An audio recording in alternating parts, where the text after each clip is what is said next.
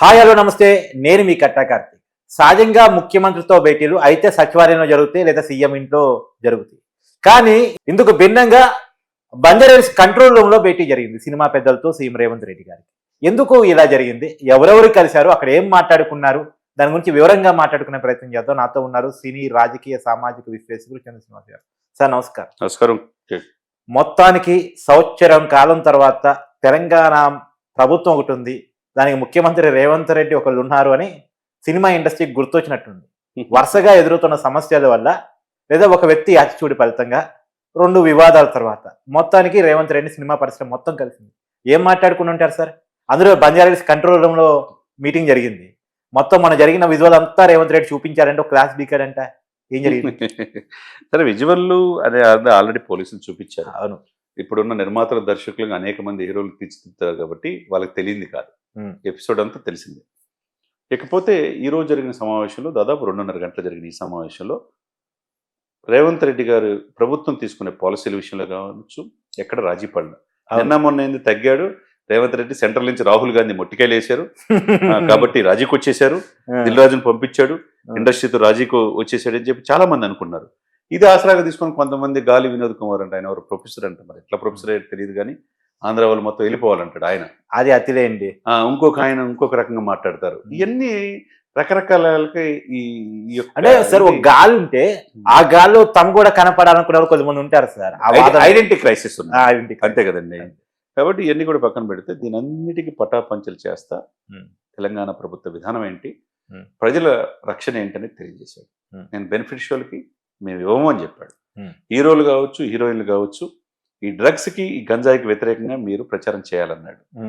అవునా? అవును. తర్వాత ఎక్కడైతే ప్రభుత్వ కార్యకలాపాలు ఉన్నాయో ప్రభుత్వానికి సంబంధించిన ఏదైనా సామాజిక చైతన్యం ఉన్న వాటిలో మీరు ఇన్వాల్వ్ అవ్వండి అని చెప్పాడు. బెనిఫిట్స్ వాళ్ళు ఇవ్వని చెప్పన్నాడు. అసెంబ్లీలో ఏదైతే చెప్పాడో ఈ రోజు కూడా అదే క్లారిటీ ఇచ్చాడు. ఫిలిం డెవలప్మెంట్ కార్పొరేషన్ ప్రతినిధిగా దిల్ రాజు ఉంటాడు, మీలో ఒకడు. కాబట్టి ఏ సమస్యలు ఉన్నా ప్రభుత్వం తరపున నేను ఎప్పుడు కూడా 24 గంటలు అందుబాటులో ఉంటానని చెప్పాడు. ఒక వారధిలాగా. ఇప్పుడు దిల్ రాజు ఎవరు? ఒక ప్రముఖ నిర్మాత, రాబోయే గేమ్ చేంజర్ కావచ్చు, వెంకటేష్ కావచ్చు, ఆయనే. ఓ రకంగా ఆయనకి బెనిఫిట్స్ ఇవన్నీ లేకపోతే దెబ్బ. ఇవన్నీ విపత్కరమైన పరిస్థితులకి గట్టెక్కాలంటే ప్రభుత్వంతో ఉండాలి. సామాజిక చైతన్యం ఇతివృత్తంగా ఉండే సినిమాల్లో రాయితీలు కల్పిస్తాను తప్పితే ప్రజల యొక్క రక్షణ మాకు ముఖ్యం అన్నారు. అదేవిధంగా సెలబ్రిటీస్ తాము రక్షించుకోవాలి, బాధ్యత వాళ్ళదే అన్నారు. ఇటువంటి మాబులు వెళ్ళేటప్పుడు సెక్యూరిటీ పాయింట్ ఆఫ్ వ్యూ జాగ్రత్తగా చూసుకోమన్నారు. సినిమా టికెట్ రేట్ విషయంలో కూడా ఎక్కడ కూడా కలిపి బౌన్సర్ విషయంలో కూడా బౌన్సర్ విషయంలో తాట తీస్తామని చెప్పారు. కాబట్టి ఇక్కడ ఏంటంటే ప్రభుత్వం ఉన్నది, ప్రభుత్వంలో ఆర్థికంగా ప్రభుత్వం ఇండస్ట్రీలు రావడానికి కూడా మీరు అందించండి అన్నారు. ఇవన్నిటి ముఖ్యం ఏంటంటే మురళీమోహన్ లాంటి పెద్దలు, తర్వాత రాఘవేంద్ర లాంటి సీనియర్ దర్శకులు, తర్వాత ఇప్పుడున్న నేటి దర్శకుల్లో బోయపాటి కావచ్చు, హరీష్ శంకర్ కావచ్చు, వీళ్ళందరూ కూడా వెళ్ళారు. ఏది పార్టీలకు అతీతంగా.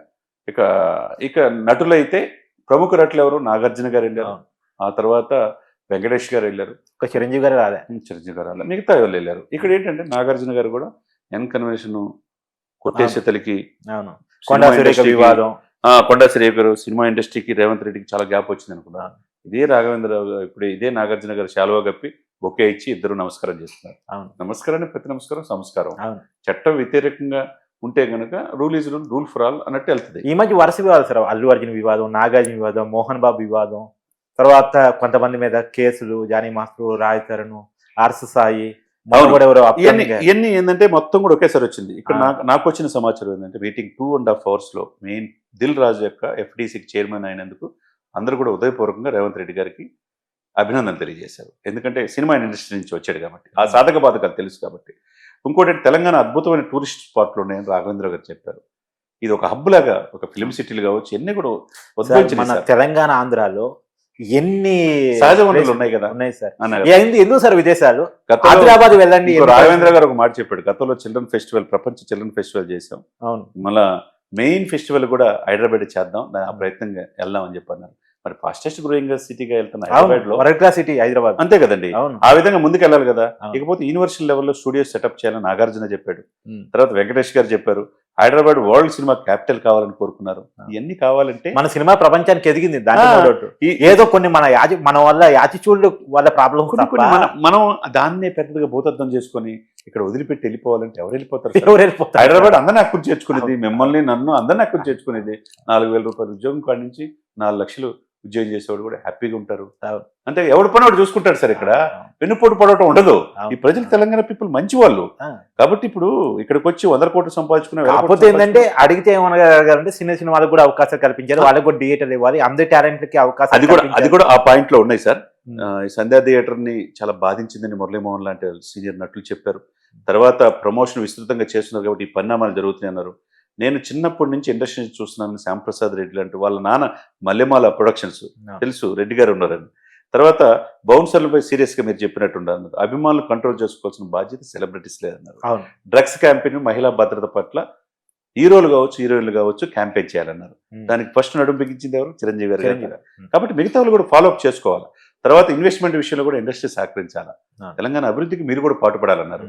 తర్వాత దగ్గుపాటి సురేష్ కూడా రామానాయుడు స్టూడియోస్ నిర్మించాడు. ఆయన కూడా ప్రభుత్వం తమపై నమ్మకం ఉందని చెప్పేసి మేము కలిసి పనిచేద్దామని చెప్పి ఆయనే చెప్పాడు.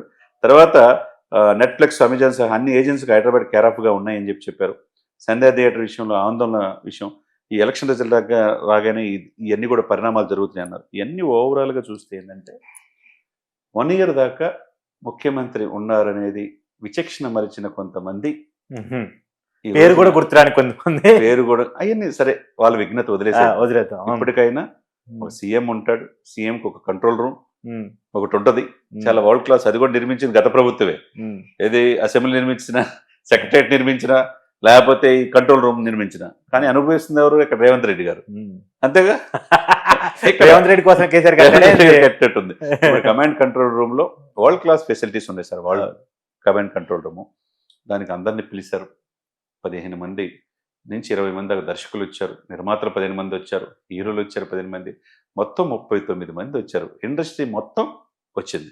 ఇప్పుడు మంచు విష్ణు గారు రాలేదు, కానీ ఆయన తరపున శివబాలాజీ మా అసోసియేషన్ జనరల్ సెక్రటరీ, ఆయన ఎందుకు రాలేదు అంటే వాళ్ళ తండ్రి గారు ఒకవైపు బెయిల్ కూడా ఇవ్వలేదు, ఆ పనుల మీద బిజీగా ఉంటారేమో. మా మూవీ ఆర్టిస్ట్ అసోసియేషన్ తరపున శివబాలాజీ వచ్చాడు. ఏదేమైనా కానీ ఇది సమస్య పోయింది కానీ మనం భావించాలా, ఎక్కడా తగ్గలేదు. ఇండస్ట్రీ పాలసీ మీరు బాగున్నంత వరకు మేము బాగుంటాం, మీకు కావాల్సిన రాయితీలు ఏది కల్పించాల్సిన అవసరం వచ్చినప్పుడు కల్పిస్తాం. నిజంగా కల్పించారు కూడా సార్, వాళ్ళు పోటీ చేసుకున్నారు తప్ప కల్పించారు. చేతులాట చేసుకోవడం తప్పితే సార్ 100 కోట్లు సంపాదించుకున్నారు ఒక సినిమా మీద. హీరోకి 300 కోట్లు లెవెల్లో వెళ్ళిపోయాం, ఎక్కడో మ్యాగజైన్లో వస్తున్నాం. ఈరోజు దేశవ్యాప్తంగా ఎదుగుతున్నప్పుడు మనం కూడా ఎంతో కొంత ఈ సమాజానికి ఇవ్వాలి కదా sir, to do something our society. కాబట్టి ఆ బాధ్యతని ముఖ్యమంత్రి గారు ఈరోజు తెలియజేశారు 2.5 గంటల్లో. ఎక్కడ కూడా విభేదాలు ఇంతటితో సమస్య పోవాలని ప్రభుత్వం గట్టిగా ఉండటం వల్లే, మళ్ళాంటి వాళ్ళు గట్టిగా ఉండటం వల్లే 25 లక్షల పరిహారం ఆ కుటుంబానికి 2 కోట్లుగా మారింది. ఇప్పుడు నిజంగా మనకి మన మాట 1 కోటి రూపాయలు ఈ రోజు ఇచ్చారన్నారు. ఈ 1 కోటి రూపాయలు ఏదో ఫస్ట్ రోజు ఇచ్చినట్టయితే ఈ పరిస్థితి ఎంత బాగుండేది సార్. 10 నిమిషాలు చిరంజీవి గారు లాంటి వ్యక్తి దగ్గరికి వెళ్ళి సమస్యను పరిష్కరించాలంటే సమస్య సాల్వ్ అయిపోయింది. ఆయన దగ్గర పోతే కొన్ని సూచనలు చెప్పారంటే ఆ ఒక్క రోజు ట్వీట్ చేశాడు, తర్వాత మళ్ళీ పాత బాటే. అదే ఇవన్నీ కూడా స్వయంకృతాపరాధ వల్ల ఈ పరిస్థితులు. కాబట్టి ఎన్ని సిచ్యువేషన్స్ అన్ని ఓవర్కమ్ అయ్యి ఇండస్ట్రీకి మరింత మంచి రోజులు రావాలని, ఈ నూతన సంవత్సరంలో కూడా యుగోలు ఇవన్నీ పట్టించుకోకుండా ఎక్కడ మనం తగ్గాలో నేర్చుకుంటే ఉజ్వలమైన భవిష్యత్తు ఉంటుంది అనేది మనం టీవీ తరపున మీరైనా నేనైనా ఖచ్చితంగా చెప్పాల్సిన బాధ్యత మనం ఉంది. Okay, thank you sir. నమస్కారం.